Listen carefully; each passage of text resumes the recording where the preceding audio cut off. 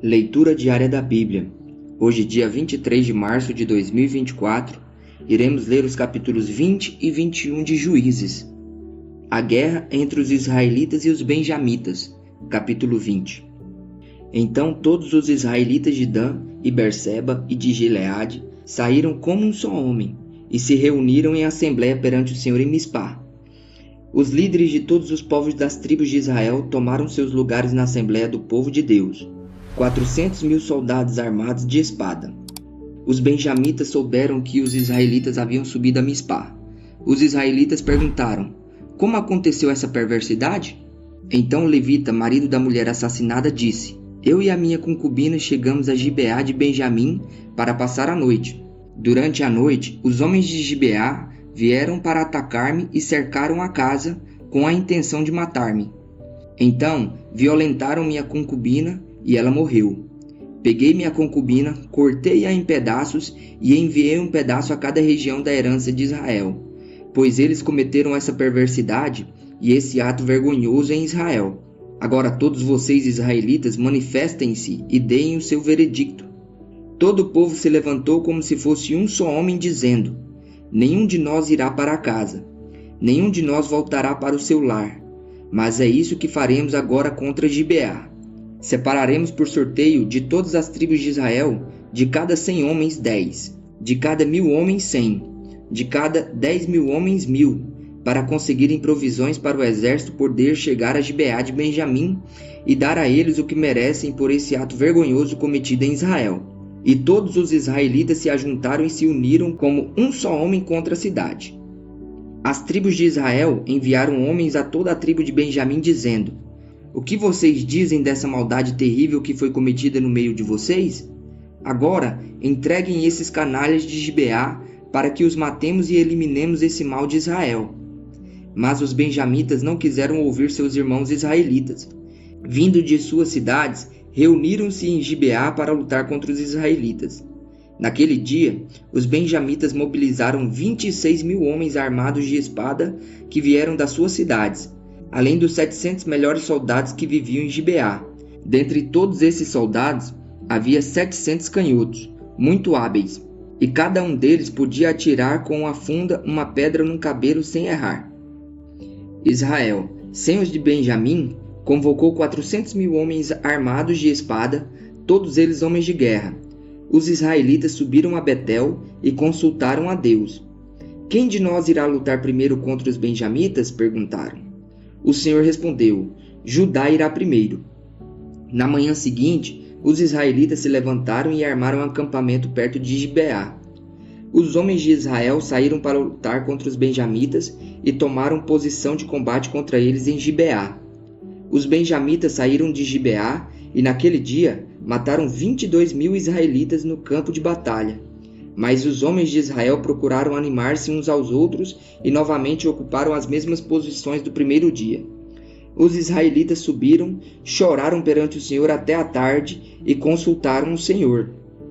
Devemos atacar de novo os nossos irmãos benjamitas?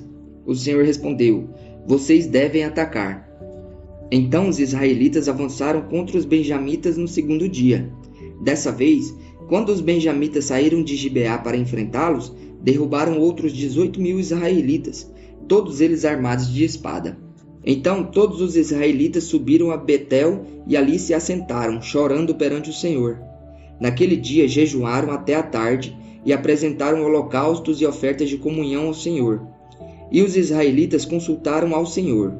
Naqueles dias, a arca da aliança estava ali, e Finéias, filho de Eleazar, filho de Arão, ministrava perante ela.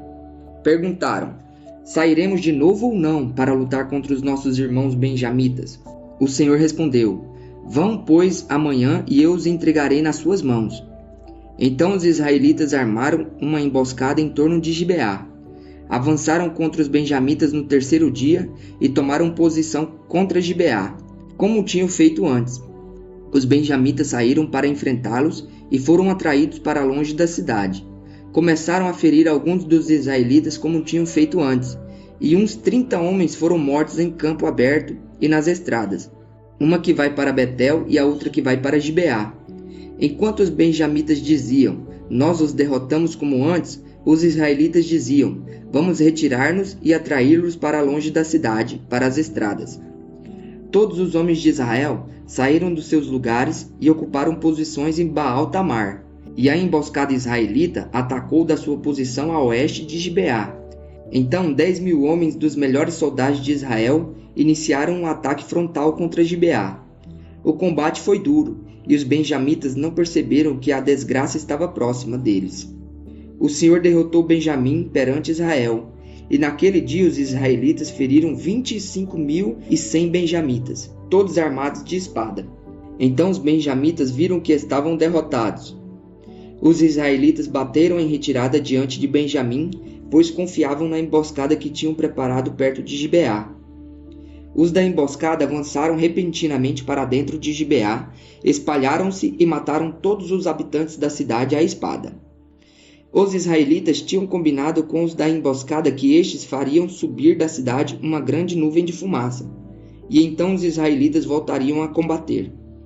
Os benjamitas tinham começado a ferir os israelitas, matando cerca de 30 deles, e disseram: "Nós o derrotamos como na primeira batalha." Mas quando a coluna de fumaça começou a se levantar da cidade, os benjamitas se viraram e viram a fumaça subindo ao céu. Então os israelitas se voltaram contra eles, e os homens de Benjamim ficaram apavorados, pois perceberam que sua desgraça havia chegado. Assim fugiram da presença dos israelitas, tomando o caminho do deserto, mas não conseguiram escapar do combate. E os homens de Israel que saíram das cidades os mataram ali. Cercaram os benjamitas e os perseguiram, e facilmente os alcançaram nas proximidades de Gibeá, no lado leste. 18.000 benjamitas morreram, todos eles soldados valentes. Quando se viraram e fugiram rumo ao deserto, para a rocha de Rimon, os israelitas abateram 5.000 homens ao longo das estradas. Até Gidom, eles pressionaram os benjamitas e mataram mais de 2.000 homens. Naquele dia, 25.000 benjamitas que portavam espada morreram, todos eles soldados valentes. 600 homens, porém, viraram as costas e fugiram para o deserto, para a rocha de Rimon, onde ficaram durante 4 meses. Os israelitas voltaram a Benjamim e passaram todas as cidades à espada, matando inclusive os animais e tudo o que encontraram nelas, e incendiaram todas as cidades por onde passaram. Mulheres para os benjamitas, capítulo 21. Os homens de Israel tinham feito este juramento em Mispá: "Nenhum de nós dará sua filha em casamento a um benjamita." O povo foi a Betel, onde esteve sentado perante Deus até a tarde, chorando alto e amargamente. "Ó Senhor Deus de Israel", lamentaram, "por que aconteceu isso em Israel?